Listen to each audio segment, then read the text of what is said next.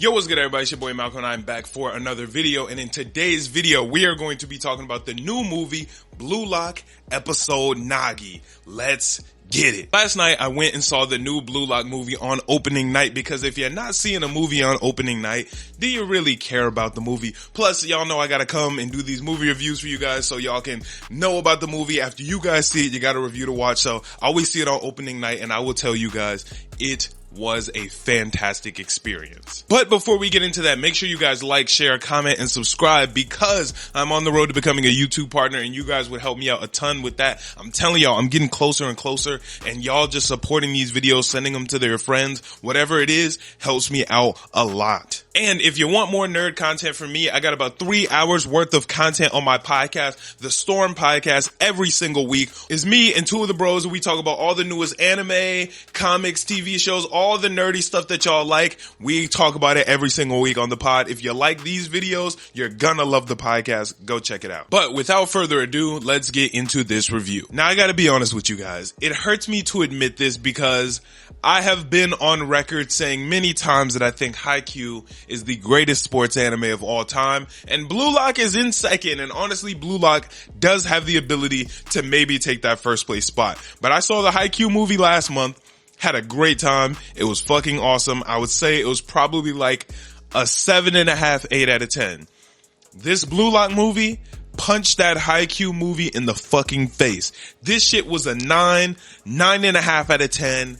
I really don't have many negatives about this movie. That boy Nagi is a demon. That boy Rayo is a demon. All of Team Z, a lot of Team V. Just watching this movie and getting the full-fledged experience of Blue Lock once again is the best thing I could have asked for. Because as you guys know, one of the worst feelings in the world is post-Blue Lock depression. And I've been going through post-Blue Lock depression since the beginning of the first season. No, I'm not gonna go read the manga. So for this movie to come out and for it to be just as good as the show, if not maybe a little bit better in some aspects, it was perfect, and it was exactly what I needed from this movie. Alright, but let's talk about the actual movie itself. Now, maybe I'm just living under a rock, or I wasn't paying attention. Now, granted, I didn't really watch any trailers for this movie, but this is not what I thought it was at all.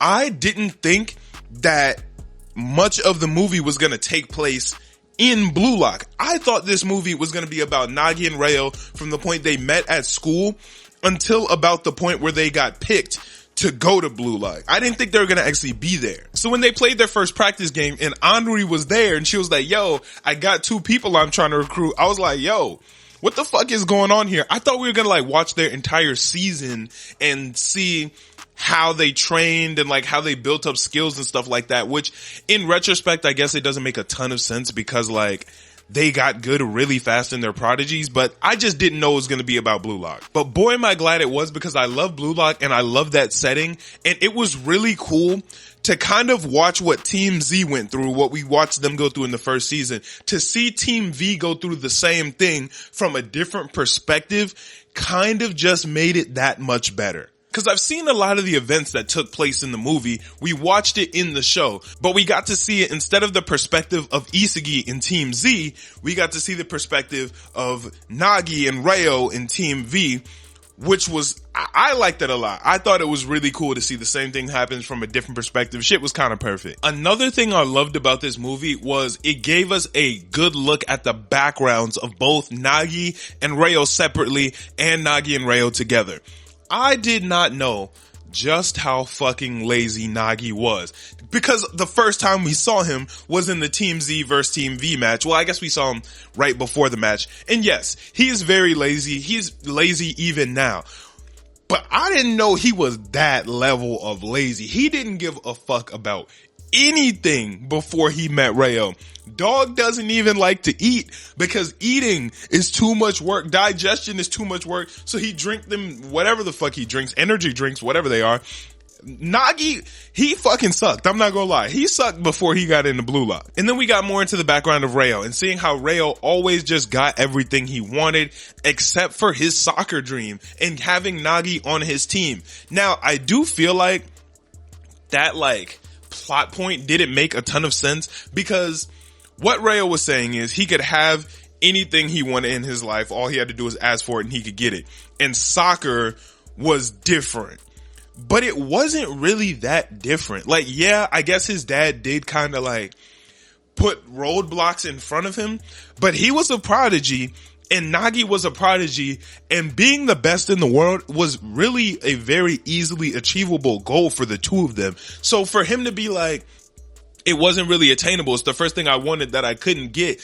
You're getting it pretty easily up until like Nagi left you, I feel, or even up until the Team Z match, they were undefeated. So it wasn't like Rayo was working for something that was unattainable. It was very easily attainable for him. I guess maybe he just means that he couldn't buy it with money, which he kind of did a little bit too. But I don't know. That part felt a little like hypocritical and nonsensical to me, but even still, it was a good plot point. Now, I gotta be honest. The thing that I think this movie did the best was not just giving background on Nagi specifically and Rayo specifically, but background on them together. Because when you watch the show, at least from my perspective, I thought Rayo was a bitch. When Nagi left Rayo and was like, yo, I'm gonna go play with Isugi for a little bit, and Rayo started tweaking out over that shit, I was like, Rayo, calm the fuck down. You are a hoe. You not like Nagi. Let him cook and y'all will get back together later. Like, what the fuck are you tweaking about? But when you watch the movie, you realize it really was a betrayal. I'm not gonna lie. Nagi is my dog and I fuck with Nagi, but he did Rayo filthy, bro. I'm talking absolutely filthy, because Nagi didn't want to go into Blue Lock. He said, fuck this, bro. I'm gonna go home, play some video games and take a nap. And Rayo was like, please, bro, please come with me. And Nagi said, you know what? On one condition, you gotta make me one promise. No matter what, you won't leave me. We're gonna stay together till the end. And for Nagi to say some shit like that and make Rayo promise him to rock with him the entire time, just to turn around and pick somebody else, I can't lie, that's some hoe shit. Like, when you're watching the anime, it doesn't really feel like a betrayal. It just feels like Nagi is making a decision that's best for him, and a decision that's best for him and Rayo in the long run. But when you watch the movie, I get it. I get why Rayo was so distraught. I get why he was so hurt. I get why he was so blindsided, because you made me promise we would stick together and then you left me. That's some hoe shit. I can't lie. I still fuck with Nagi. That's still my dog, but that was some hoe shit. And I do want to make it clear that I honestly feel like it probably was the best decision for Nagi to pick Isugi instead of Rayo, because as we saw, they were undefeated together. Nagi and Rayo, dream team can't be beaten, but they got beat that one time, and it made both of them realize, like, yo, we're not as good as we thought we were. We need to find a way to level up, so when we link back up together, we'll be some real goats. So I do think it was the right decision, but just to make him promise you won't leave and then leave him, I can't fuck with that. Come on, Nagi, lock in. At the very least, talk to him about it first. Like, he just blindsided his ass. Rayo was like, yo, who's our third person? He said, oh, we'll figure it out. And then he just hoed him. That shit was crazy. And I saw it already, but that shit was crazy. Also, watching the match between Team V and Team Z, I've seen the match already. We watched it from the Team Z perspective, but to watch the match over again from the Team V perspective was the highlight of this movie for me, because you get to see Nagi unlocking his ego from the other side of it. Obviously, we saw how Isugi was unlocking his ego and how the team was working together and how they were getting better and how they beat Team V. But to see Nagi was really getting pissed. He was like, hold on, bro. Y'all don't understand who I am. I'm really having a blast with this shit. And I think if we keep playing, we can become something great, or I can become something great. As long as I keep going, I'm going to level up into that next level. And watching him really get mad and get intense and want to go toe to toe with Isugi, that shit was fire. And it was like I was watching the match for the first time. And I've watched Blue Lock a lot. I'm not going to lie to you. I watched it the first time and then I went back and I watched it again. But something about just watching it from this angle just made the whole shit hit a little bit harder. What a great fucking show. And I can't wait for season 2 to come out in October, because Blue Lock is really one of them ones. And obviously y'all know I still feel like Haikyuu is number 1. I do. I feel like Haikyuu is number 1. But if Blue Lock can come back and this second season is as good as the first season or even better than the first season, I might have to say that Blue Lock is the best sports anime ever. It might pass up Haikyuu if it can keep this level of consistency or even improve upon it, because this movie showed me that it can improve. So I don't know. This second season is going to mean everything for me. And as far as negatives go for the movie, I don't really have a ton of negatives.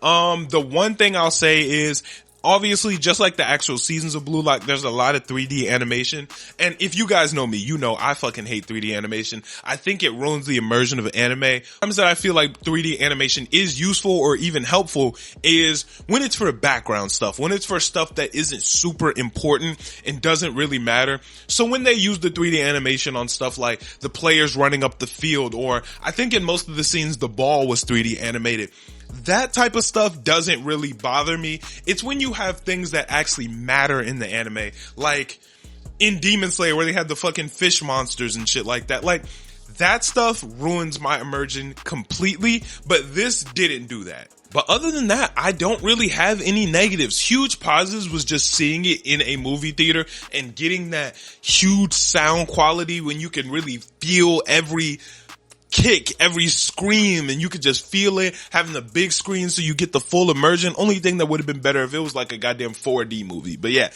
overall, great experience. I had a great time. Honestly, I'm probably going to go see it again because it was that good. I highly recommend you go see it if you haven't seen it, because it is fantastic. Also, I hear there was a end credit scene, but I didn't know there was one, and 2, I had to pee so fucking bad, so I didn't even have time to wait for it. So I didn't see what it was, but if you did watch the end credit scene, let me know what it was in the comments, because I do want to know. I'm gonna see it again, and when I see it, I'll watch the end credit scene. But yeah, I have no idea what the fuck the end credit scene was. But thank you guys so much for watching this video, and just like always, make sure you guys like, share, comment, subscribe, because it will help me out a ton, and let me know what other videos you guys want to see from me in the future, what new anime are coming out that you guys want to hear me review, or honestly whatever. Just give me suggestions and ideas. I have another video dropping this week, and I have an idea for another video that I'm probably going to shoot this week and will probably be out next week. So a lot of new content coming, so make sure you hit that noti bell so you know when the new stuff is dropping. Thank y'all so much for watching the video. I'll catch y'all on the next one. I'm out. Peace.